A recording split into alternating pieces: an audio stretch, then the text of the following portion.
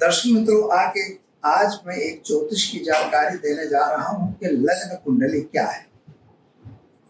कुंडली में बहुत सारे कुंडलियां हैं। लग्न कुंडली होती है, नवांश कुंडली होती है, चलित कुंडली होती है और चंद्र कुंडली होती है। इसके आगे भाव कुंडली आती है। यानी कुंडली बहुत सारी है। फिर उनके षोडश वर्ग भी बनाए जाते हैं, तो वो भी अलग अलग हैं। जैसे उनमें भी फिर लग्न नवांश के बाद आपका होरा कोष्टक आता है। इसके बाद आपको द्वेष्ट कोण आएगा, फिर आपको दशमांश है, नवांश है, षष्ठमांश है, फिर त्रिशांश है, सप्तमांश है। ये सब कुंडलियां अलग अलग हैं। तो आज मैं आपको वो बताने जा रहा हूँ इस कुंडली से क्या मतलब है। पहले लग्न कुंडली को आप जान लीजिए। लग्न कुंडली जो होती है, तो जिस समय बच्चा जन्म लेता है उस समय अवकाशीय ग्रह किस स्थिति में है वह देखा जाता है।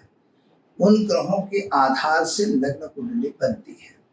सामान्य रूप से लग्न कुंडली बनाने के लिए निर्णय पद्धति के हिसाब से हमारे लोगों की पद्धति में जो हमारी भारतीय परंपरा है, उसमें हम लोग सूर्योदय के समय सूर्य जिस राशि में रहते हैं वही पहला लग्न होता है।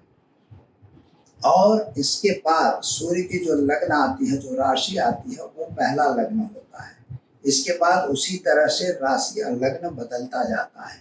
जो लगभग 2 घंटे के आसपास के समय में वह लग्न बदला जाता है। स्थानिक समय को गणित में काट के गिना जाता है, इसके बाद होता है। लेकिन वह नॉर्मल, अभी तो कंप्यूटर में सब सेट होता है, लेकिन वह चीज इनके बनाया जाता है। तो लग्न कुंडली में पहली बार अगर हमारा वहां पर मेष राशि में अगर सूर्य है, तो 1 नंबर की कुंडली पहले बनेगी। अब यही बच्चा मान लीजिए कि 12 बजे जन्म ले रहा है, तो 12 बजे का मतलब हुआ उस दिन का सूर्योदय टाइम मान लीजिए 6 बजे का है, तो 6 बजे से 2 घंटे 8 बजे तक जो बच्चे जन्मेंगे उनका लग्न जो है मेष रहेगा। फिर 8 से लेके 10 बजे तक के बच्चों का लग्न वृषभ आ जाएगा, वो बदल जाएगा। इसके बाद जो बच्चा जन्मेगा उसका लग्न मिथुन होगा। इस तरह से अलग अलग लग्न बनते जाते हैं। लग्न के आधार से आप जान सकते हो कि किस प्रकार का लड़का है, इसका स्वभाव कैसा है, यह काम किस प्रकार का करेगा और इसके व्यवसाय क्या है, इसकी गलत और अच्छी रीति क्या है। ये हर चीजों का नॉलेज लग्न से आता है। तो लग्न का मतलब आप खुद।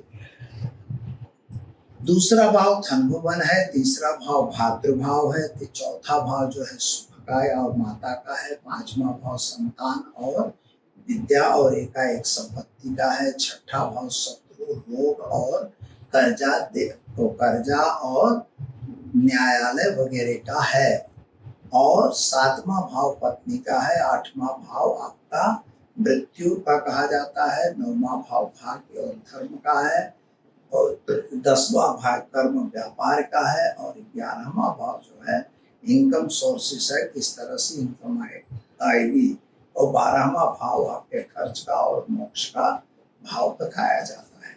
इस तरह से 12 घर बनाए जाते हैं, उसे लग्न कुंडली कही जाती है। फिर इन्हीं का बाइफर्केशन अलग अलग कुंडलियों में किया जाता है। तो दर्शक मित्रों, मैं मान रहा हूँ शायद आपको समझ में आया होगा कि लग्न कुंडली है क्या। दीजिए मुझे इजाजत, मिलेंगे फिर नए विषय के साथ। नमस्कार।